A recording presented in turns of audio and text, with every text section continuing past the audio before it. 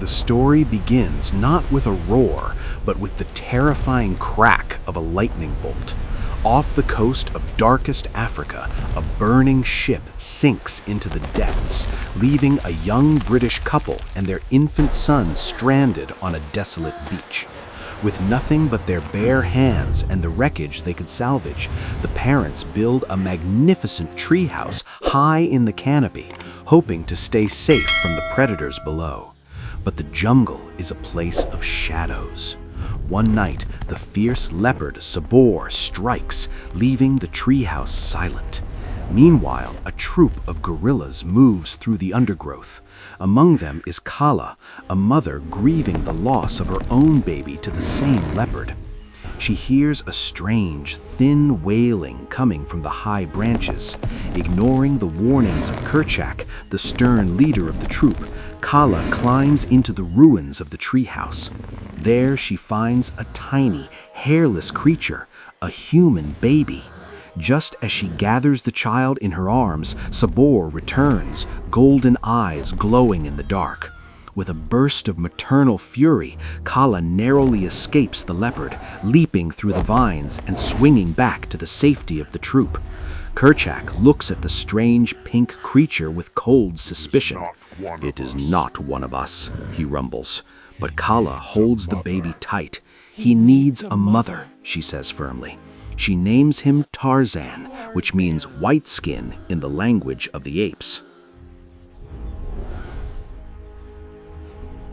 As the years pass, Tarzan grows up in a world where he is always the outsider. While the other young gorillas are covered in thick fur and possess massive, powerful arms, Tarzan is smooth-skinned and physically weak by comparison. He tries to mimic the apes, walking on his knuckles and attempting to grunt, but he is often the target of jokes from the younger gorillas. His only true friends are Turk, a sassy and tomboyish gorilla, and Tantor, a germophobic and perpetually nervous elephant. One afternoon, to prove his worth to the troop, Tarzan attempts to find a hair from an elephant's tail, leading to a massive stampede that nearly destroys the gorilla's nesting grounds. Kerchak is furious. "You will never be one of us, Tarzan," he bellows, his voice shaking the trees. Heartbroken, Tarzan runs to the water's edge. He covers his face in mud, trying to hide his human features. Kala finds him and gently washes the mud away. She places his hand on her chest, then on his own. "Feel that?" she whispers. "Your heart beats just like mine. We are the same." Encouraged, Tarzan realizes that if he can't be the best gorilla, he will be the best something else. He begins to study the jungle differently. He learns to use his mind, crafting tools from stones and vines, and developing a unique style of tree surfing that allows him to move faster than any ape. Impossible! 10 years later, Tarzan has transformed. He is no longer a clumsy boy, but a masterpiece of muscle and agility. He glides through the trees with the grace of a bird and the strength of a panther. He has mastered the art of survival, using a sharpened bone spear and his incredible instincts. The ultimate test arrives when Sabor, the leopard who haunted his infancy, returns to hunt the troop. The gorillas scatter in terror as the golden predator pins Kerchak to the ground. Just as Sabor prepares to strike the killing blow, a piercing, iconic cry echoes through the forest. Tarzan drops from the sky, slamming into the leopard with the force of a falling tree. The battle is a blur of fur, claws, and human ingenuity. Sabor is faster, but Tarzan is smarter. Using a complex web of vines he had pre-prepared, Tarzan entangles the beast and delivers a final, decisive blow. He stands over the fallen predator and lets out a triumphant roar that shakes the very leaves of the jungle. For the first time, the troop looks at him with awe. Even Kerchak offers a solemn nod of respect, though the leader's eyes still hold a flicker of fear. Tarzan has finally proven he belongs, but his world is about to be turned upside down by a sound he has never heard before. The sharp, metallic crack of a gunshot. What is that cold sound? Investigating the strange noise, Tarzan discovers a group of creatures that look just like him, only they are covered in colorful, stiff skins. This is an expedition from England. The eccentric Professor Porter, his brave and beautiful daughter Jane, and their guide, a rugged man named Clayton. While Jane is off sketching a family of baby baboons, she accidentally offends them, leading to a high-speed chase through the jungle. Just as the baboons corner her, Tarzan swings in, scoops her up, and leads her on a breathtaking journey through the treetops.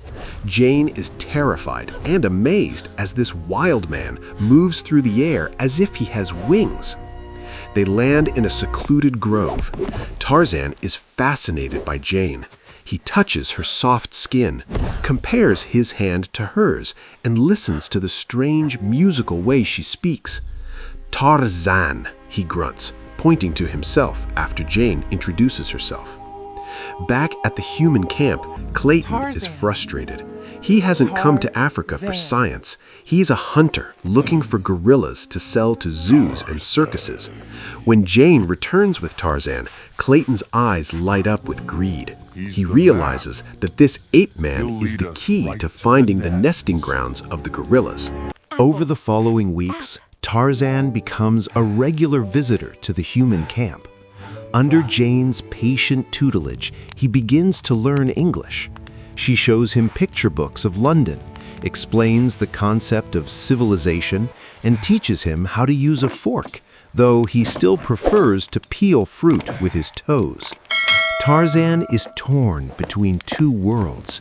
With the gorillas, he has family and nature.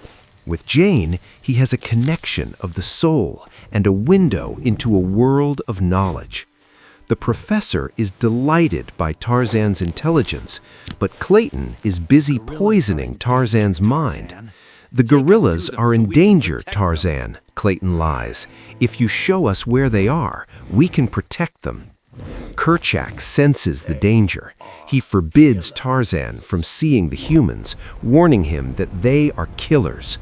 But Tarzan is blinded by his feelings for Jane. When the time comes for the humans' ship to return to England, Jane asks Tarzan to come with her. Tarzan is heartbroken. He cannot leave Kala, but he cannot imagine a life without Jane. In a moment of desperation, thinking it will convince Jane to stay or help him bridge the two worlds, Tarzan agrees to show Clayton and the Porters the secret nesting grounds of the apes.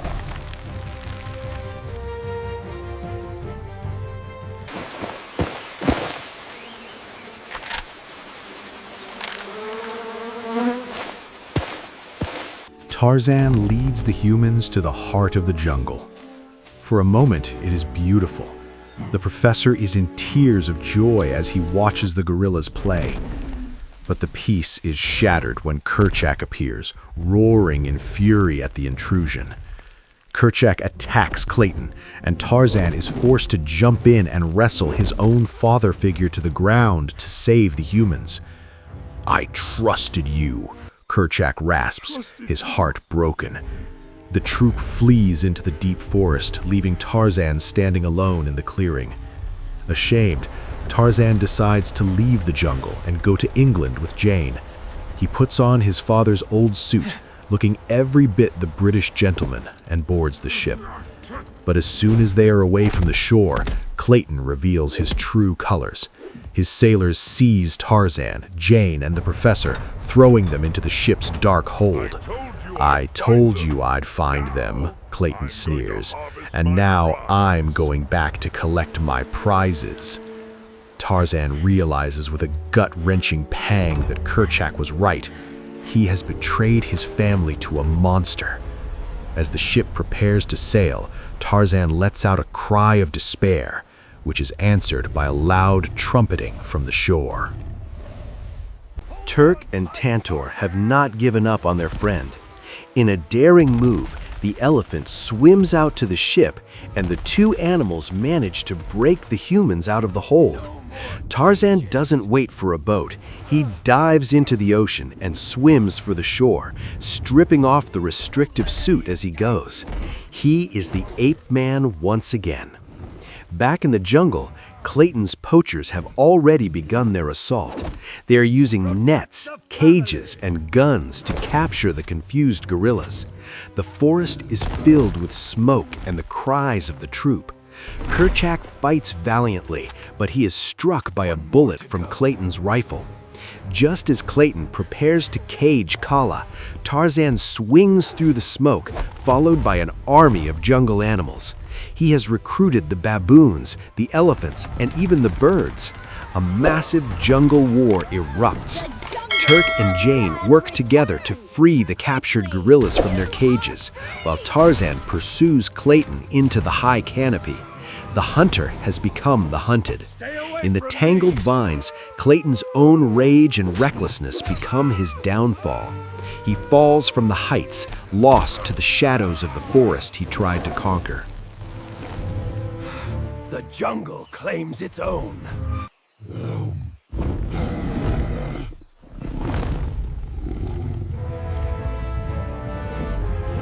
The battle is over, but the cost is high. Tarzan rushes to Kerchak's side. The great silverback is fading. With his last breath, Kerchak places a heavy hand on Tarzan's shoulder. "Take care of them, my son," he whispers.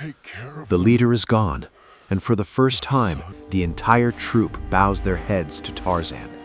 He is now the king of the apes. On the beach, the rowboat waits to take Jane and the professor back to the ship. Jane looks at Tarzan, her heart breaking. She belongs in London, and he belongs here. They share a tearful goodbye, and the boat begins to pull away. But the professor looks at his daughter's face, and then at the magnificent jungle behind them.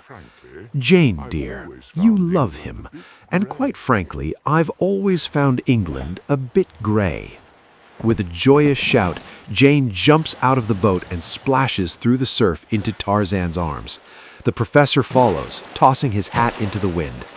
The story ends with Tarzan and Jane swinging side by side through the emerald green canopy, Turk and Tantor cheering behind them. Two worlds have finally become one. The legend of Tarzan lives on, not as a man or an ape, but as the true guardian of the wild.